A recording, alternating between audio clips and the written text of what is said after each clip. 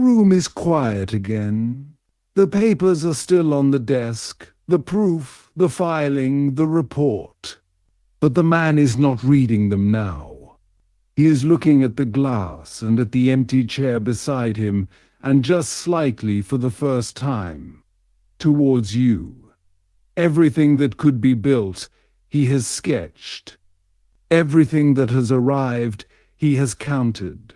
What is left is not on the workbench. So he reaches past all of it, to the one thing that was there at the very start, before any of the machinery. A child's storybook.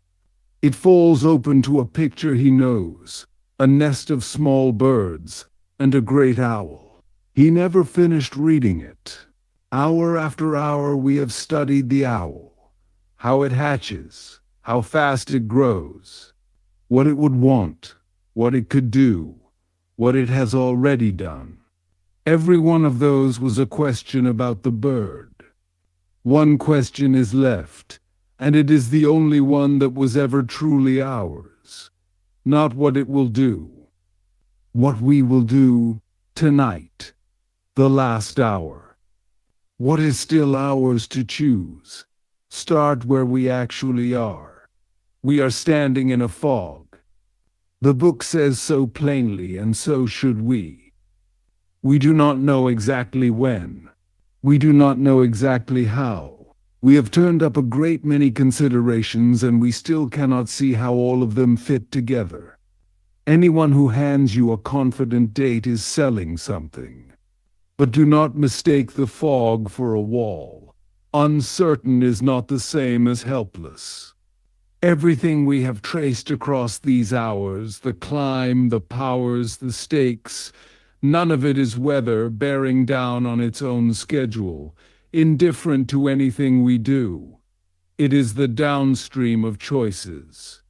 A few already made, most still ahead of us. And that is the single piece of good news in the whole book. If the ending ran on rails, there would be nothing to talk about. It does not run on rails, which means there is still something to decide. So this last hour is not about the machine at all. It is about the deciding. Begin with the thing that drives all of this faster than any wisdom can keep pace with.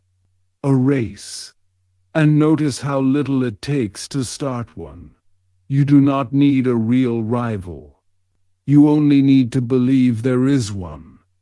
The most fateful weapon of the last century was built in a desperate hurry by people who feared the other side was nearly there, and the other side, it turned out, was not. The fear set the pace. The fact did not even have to be true. The shape is no longer hypothetical. More than one frontier developer, more than one country, each watching the others. Delay a release for more testing, and you may lose ground to someone who did not. How severe that pressure is and what it has already changed remain disputed. And a race has one cruel feature built into its very shape. It punishes care. Every hour you spend making the thing safe is an hour your rival spends pulling ahead. So caution costs you the lead. The most careful team falls back, and the least careful sets the speed for everyone else. No one in this has to be a villain, that is the hard part. Fill the race with decent, careful people who can all plainly see the cliff coming, and the structure still walks them towards it, one reasonable step at a time, because not one of them can afford to be the first to stop. If the race is the trap, one way out is the one that sounds too simple to matter. Don't race. Work together. That word needs care. Cooperation that merely makes the machine arrive faster is not a cure. It helps only if it slows the haste, moves effort from speed into safety, keeps the contest from becoming a real fight. and lets the people working on control tell one another what they have learnt instead of guarding it like a lead. Underneath all of it, one principle the book asks us to fix early, while it is still easy to fix. A power this size cannot belong to whoever happens to reach it first. It has to be built for all of us, or it is a disaster for all of us. Not a prize for the winner. A thing held in trust for everyone. And here, for once, the present has caught up to the book. One of the labs building these systems has said it out loud, asked, in effect, that the world keep the option of slowing down together, so the work of making these minds safe can catch up to the work of making them strong. For saying it, it was accused of crying wolf to trip its rivals. The idea is on the table, it is not yet in the books. That distance from the table to the books is part of what is left to do. Now the move that decides it, and it is not the obvious one. The obvious move is to ask whether every runner can stop. Sometimes delay is exactly the point. The book says a later arrival may be safer if the extra time buys an answer to the control problem. But a pause that only moves the lead from the careful to the careless solves little. So the question is not simply stop or go. It is what arrives first. This is the whole game, and it is a matter of order. On the one side, the power, what the machine can do, climbing fast. On the other, the answer, how to make a mind that powerful want what we would want. We have spent every hour of this searching for that answer, and we have not finished it. So the one thing that matters now is closing that gap from the right end. The answer ready in our hands before the power outgrows our reach. Which makes some work precious, and some work worse than useless. The book is blunt about it. There is progress that makes the machine stronger faster than it makes it safer, and that progress, however brilliant, however applauded, is burning the fuse from the wrong end. There is even a place in this for the oldest questions we have. What is good? What we owe each other? What a mind even is? We have chased those for thousands of years. And we could keep chasing them now, in the little time we have. Or we could spend that time making sure there is someone wiser than us to inherit them, and hand the questions forward to minds better made to answer them. The most urgent task is not to finish the thinking ourselves. It is to make sure the thinking has an heir. Let me give you the hope, because it is real. And then I will not let you keep it whole. When the book was written, the control problem had only recently been recognized. That has changed. Alignment is a real research field now. Interpretability, oversight, control. Work on systems that remain answerable to us. And the world, slow as it always is, has begun to move. There are frameworks, evaluations, some legal requirements, and people inside governments who take the risks seriously. Keep the other half in frame. Alignment remains an open scientific problem.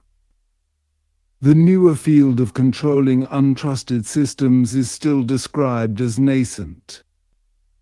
Many company frameworks are voluntary, and evidence that they work in the world remains limited. And not all of that work is the technical kind. The book is clear-eyed about the first task, and it is plainer and stranger than writing code. To see the problem straight, through all the noise of the day, and to get people who genuinely care how this goes into the room early, before the careless and the merely ambitious set the tone. Half of getting this right may be no more than clear eyes, and the right hands on it before the hard part lands. Here is the part one promised. Look at the two American actions we audited last hour. They guard against the weapon, the bad actor, the stolen tool, the strike on the power grid. They guard against misuse. They do not set a binding technical standard for the older thing underneath it. Not a dangerous person with a powerful tool, but a powerful mind that does not want what we want. The doors they bolt are real doors. They are simply not the one the book kept pointing at. So hold the image the book leaves us with, because nothing has yet earned the right to replace it. Before a thing this powerful, we are small children playing with a bomb. The power in our hands nothing like the sense in our heads. And it is not one child. It is a roomful, each with a hand near a trigger of their own. No grown-up coming. Lift the thing to your ear, and beneath all the noise a faint ticking. The right feeling then is not excitement. We are well past look what we made. And it is not despair either, because despair quits, and quitting is the one move we cannot afford. It is something colder and steadier than both, a flat determination to be equal to this, and just as much to stay human while we are. To keep our feet, our common sense, our plain decency in the teeth of the strangest problem we have ever been handed. We began a long way back with a story. Let me finish it. Or let me show you why no one can. A nest of sparrows wanted an owl.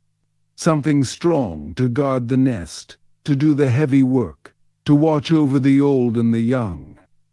So they set out to find an owl's egg, to raise the owl from a chick. And only one of them, small, one-eyed, no great gift for anything, asked the awkward question. Should we not first learn how to tame an owl before we bring one home? Find the egg first, the others said.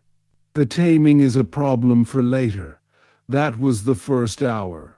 Here is the last. The egg was found. We've watched it the whole way through. The owl off the page now, out of the story, up in the open air. And the taming? We never did finish learning it. We are still down in the nest, working it out, arguing about nets, while the wings beat overhead. The story ends there. No tame owl, no ruined nest. Just a question left hanging. Read that blank ending another way. It's not as an omission, but as a handoff. The ending was not his to write. It is ours. We are the sparrows, still mid-story. The owl already in the air, the lesson half learnt, the last page still blank. And through all the noise of an ordinary life, the small things, the loud things, the things that will not matter at all, you can just make out if you look for it, the one task that does. To come through this. And to use what waits on the far side of it, not for one nation or one fortune or one clever room, but for everyone. And well, we started with a single life's worth of joy and called it one teardrop. The whole reason to get this right, the only reason, is that the future fill with tears of that kind. Not with nothing. Not with worse. The sentence the book could not finish. The one we have circled all this way and never closed. It is still open. And we are the ones holding the pen.